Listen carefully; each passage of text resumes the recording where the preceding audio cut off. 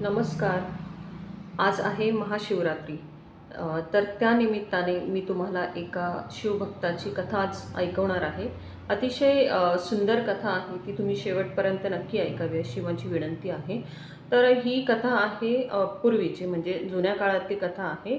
एक ब्राह्मण होते आणि ते रोज महादेवाची पूजा करायचे. 3 वाजता पहाटे उठायचे, महादेवाची पूजा करायचे, महादेवाला बेल अर्पण करायचे आणि दिवस रात्र त्यांच्या मुखात जे आहे ते फक्त महादेवाचेच नाम असायचे. माता पार्वती आणि महादेवांचेच ते मुखात सदैव नाम ठेवायचे. तर ते सदैव पूजेत असायचे. त्यांना एवढं काही बाहेरचं काम वगैरे करणं जमत नसायचं.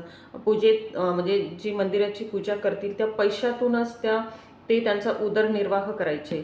परंतु त्यांची जी पत्नी होती त्यांना असं वाटायचं की यांनी काहीतरी दुसरं काम करावं, आपल्या घरात चांगला पैसा यावा, चांगला कुटुंबाचा उदरनिर्वाह त्यांनी करावा, असं काहीतरी त्यांनी दुसरं पैशांचं साधन शोधावं, असं नेहमी त्यांच्या पत्नीला वाटायचं.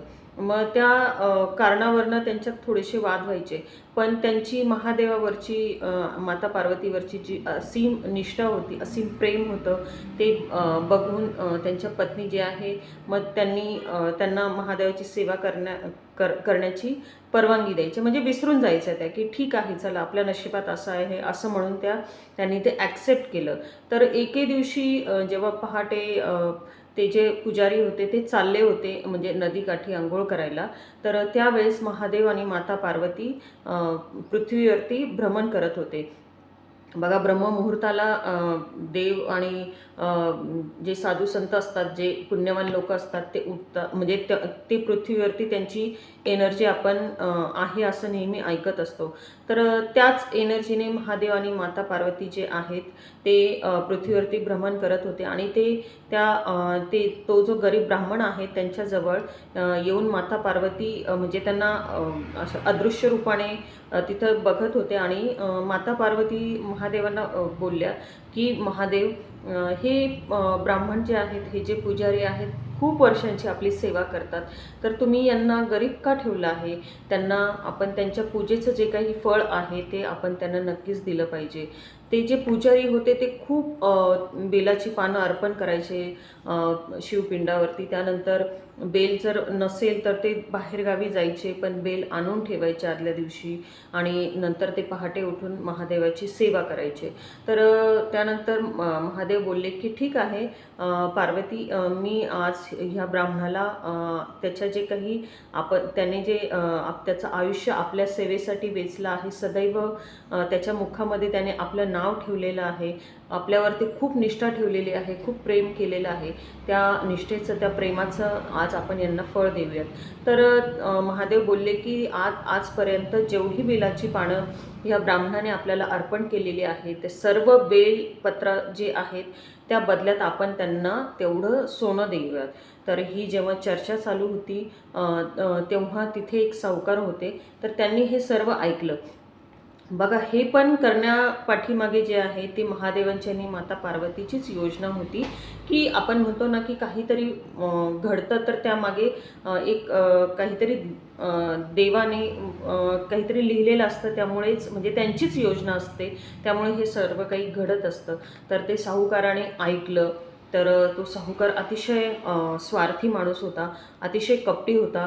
मग त्या साहुकाराने काय केलं की जसा दिवस उगवला तसं ते साहुकार त्या ब्राह्मणाच्या घरी गेले आणि त्याला बोलले की तू आजपर्यंत जेवढी बेलाची पानं अर्पण केलेली आहेस तेवढी तू सगळी मला दे आणि त्या बदल्यात मी तुला सोनं देतो. आता ते ब्राह्मण जे होते त्यांनी म्हणजे अतिशय अतिशय निष्ठावान होते. त्यांनी महादेवाची जी काही बेलाची पानं होती ती जपून ठेवलेली होती.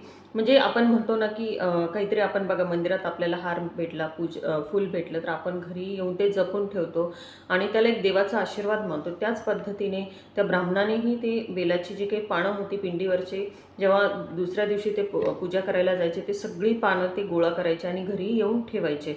तर त्यानंतर त्या ब्राह्मणाने काय केलं की ते गरीब होते एकदम, तर त्यांनी ती बेलाची पानं त्या साहुकाराला दिली. तर तो साहुकार खूप खुश झाला. साहुकाराला असं वाटलं की आता मी ही जी बेलाची पानं आहे ती सर्व महादेवाच्या पिंडीवर जाऊन अर्पण करेल आणि महादेव मला ह्या बदल्यात खूप सारं सोनं देईल. तर तो जो सावकार होता त्याने थोडंसं सोनं त्या ब्राह्मणाला दिलं आणि त्यानंतर मग तो जो सावकार होता तो मंदिरात गेला आणि त्याने शिवपिंडीवरती पूर्ण बेलाची पानं अर्पण केली आणि असा मध्यरात्री गेला गुपचूप आणि त्याने ती पानं अर्पण केली. त्यानंतर वाट बघत राहिला खूप वेळ, काहीतरी चमत्कार होईल, काहीतरी चमत्कार होईल. कारण तो खूप स्वार्थी होता, खूप लालची होता. पण खूप वेळ गेला, त्यात काही चमत्कार झालाच नाही. मग तो खूप त्याचा राग जो आहे ना तो अनावर झाला. मग त्याने काय केलं की त्याच्या शक्तिनिष्ठ म्हणजे जेवढी शक्ती होती तेवढी शक्ती त्याने लावली आणि त्या महादेवाची जी पिंड होती ती उचलण्याचा प्रयत्न केला. आता ते तर महादेव आहेत, पूर्ण सृष्टी त्यांनी निर्माण केली आणि हा कोण आहे? साहुकार आहेत. जसं त्या साहुकाराने त्या पिंडीला स्पर्श केला तसे त्या साहुकाराचे हात त्या पिंडीवरती चिटकून बसले. त्यानंतर तो खूप रडायला लागला, खूप विनवणी करायला लागला, महादेवा मला माफ करा, माझं चुकलं, असं तसं खूप बोलायला लागला. आता महादेवांना त्या साहुकाराला काहीतरी शिकवण द्यायची होती आणि त्या ब्राह्मणाला पण धन द्यायचं होतं, त्यांनी जसा शब्द दिला होता तसा. तर मग त्यानंतर महादेव त्या साहुकाराला बोलले की तू जे हे केलंस ते चुकीचं केलंस, हे फळ तुला मी कसं देणार? ती जी बेलाची पानं अर्पण करणं किंवा माझी सेवा करणं हे काम त्या ब्राह्मणाने केलं होतं, त्याचं फळ मी त्याला देणार होतो, त्यात तो कोणी नाही आहे, तुला फळ मध्येच तू घेऊन जाणारा. मग साहुकाराने क्षमा मागितली महादेवांची आणि मग महादेव साहुकाराला बोलले जोपर्यंत तू 1000 सोन्याच्या मुद्रा या ब्राह्मणाला देत नाहीत तोपर्यंत तुझे हात असेच त्या पिंडीला चिटकून राहतील. त्यानंतर मग नित्य जी काही सेवा करायला ते ब्राह्मण जे यायचे मंदिरात ते आले आणि त्यांनी बघितलं की तिथे साहुकार आहे, त्याचे हात पिंडीला चिटकून बसलेले आहेत, तो रडतोय. मग ते ब्राह्मण जे होते त्यांनी साहुकाराला विचारलं की साहुकार हे काय झालं, मी काय करू शकतो आता? तुमचे हात तर काही निघत नाही. कारण त्या ब्राह्मणानेही ट्राय केला होता ते हात काढण्याचे, पण ते हात काही निघत नव्हते. मग साहुकार त्या ब्राह्मणांना बोलले की एक काम करा, आता कृपया तुम्ही एक काम करा, तुम्ही माझ्या घरी जा आणि माझ्या मुलाला सांगा की 1000 सोन्याच्या मुद्रा लगेच अर्जंट घेऊन ये. त्यानंतर ते ब्राह्मण जे आहे ते साहुकारांच्या घरी धावत धावत गेले आणि त्यांच्या मुलाला निरोप दिला. जसा साहुकाराने निरोप दिला होता तसा निरोप दिला. त्यानंतर त्यांचा जो मुलगा आहे साहुकारांचा तो 1000 सोन्याच्या मुद्रा घेऊन आला आणि त्या साहुकाराने त्यांच्या मुलाला सांगितलं की ह्या सोन्याच्या मुद्रा ज्या आहेत ते ह्या ब्राह्मणाला तू कायमच्या देऊन टाक. आणि मग त्या मुलाने त्या ज्या सोन्याच्या मुद्रा होत्या त्या या ब्राह्मणाला दिल्या. त्यानंतर जशा त्या ब्राह्मणाने त्या सोन्याच्या मुद्रा आपल्याकडे घेतल्या आणि पूर्ण स्टोरी सांगितली साहुकाराने की महादेव आणि माता पार्वती चर्चा करत होते, मी ती ऐकली की महादेव तुझ्यावरती प्रसन्न झाले आहेत आणि त्यांनी ठरवलं की जेवढी तू बेलाची पानं आजपर्यंत अर्पण केलेली आहेस त्या पानांच्या बदल्यात ते तुला सोनं देणार होते, त्यामुळे तुला ह्या मुद्रा ज्या आहेत त्या स्वीकाराव्याच लागतील. मग ते हे ब्राह्मण जे होते ते खूप खुश झाले आणि त्यांचा आनंद जो आहे तो म्हणजे खूप आनंद झाला. त्यांना आनंदाच्या म्हणजे आनंदाच्या भरामध्ये त्यांना आपल्या डोळ्यातून जे अश्रू आहे ते कंट्रोल होत नव्हते. त्यांनी त्या पिंडीवरती आपले मस्तक ठेवलं आणि खूप खूप धन्यवाद मानले देवाला आणि खूप प्रसन्न झाले ते ब्राह्मण. आणि जसे ते ब्राह्मणाने त्या सोन्याच्या मुद्रा घेतल्या, ॲक्सेप्ट केल्या, त्याच क्षणी त्या साहुकाराचे हात जे आहे ते पिंडीवरतून आपोआप निघाले. म्हणजे जे चिटकलेले हात होते ते निघाले. बघा म्हणजे कसं असतं की आपण दुसऱ्याच्या नशिबातलं घ्यायला जातो, पण देव जे आहे प्रत्येक गोष्टीमागे काहीतरी प्लॅन असतो आणि देव आपला जो प्लॅन आहे ते आपले माता पिता आहेत, आपण त्यांचा अंश आहोत, त्यांच्यामुळे आपण आहोत आणि जे काही देवाने आपल्याला दिलेलं आहे तेच ॲक्सेप्ट करावं.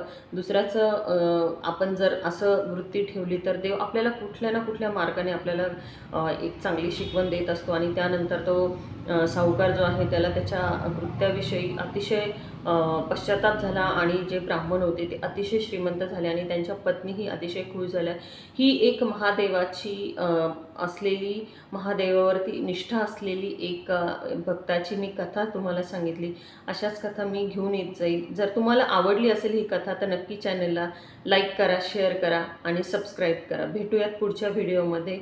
चॅनलला नक्की सबस्क्राईब करा. Thank you very much. हर हर महादेव, हर हर महादेव, हर हर महादेव.